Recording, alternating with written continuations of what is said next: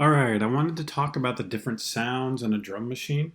So the sounds are all located right over here.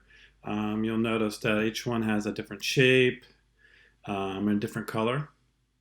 So if you can create different rhythms on the different drums and you do it just right, it sounds pretty good. So here's an example of just simply using the kick drum, the snare drum, and a hi-hat with one little extra hi-hat sound. So here's a basic drum beat.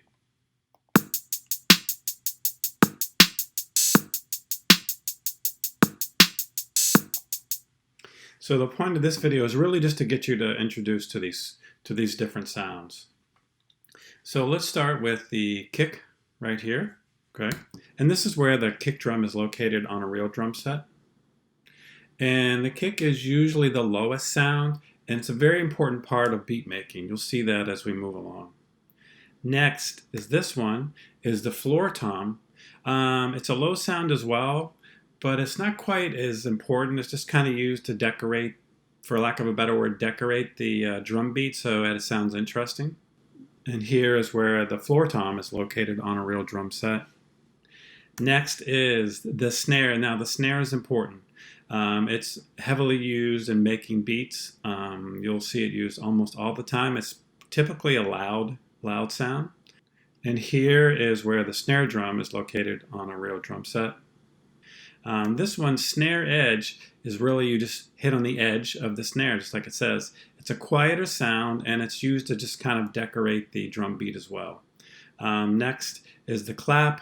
The clap is kind of a loud sound, but isn't used a lot in the basic beats. It just kind of decorates as well. So this is called the closed hi-hat.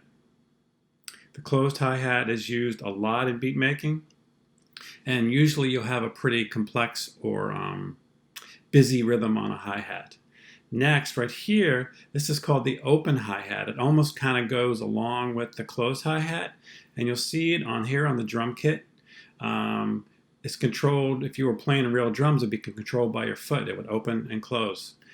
So it's used to kind of decorate and make your hi-hat, your closed hi-hat, sound a little more interesting.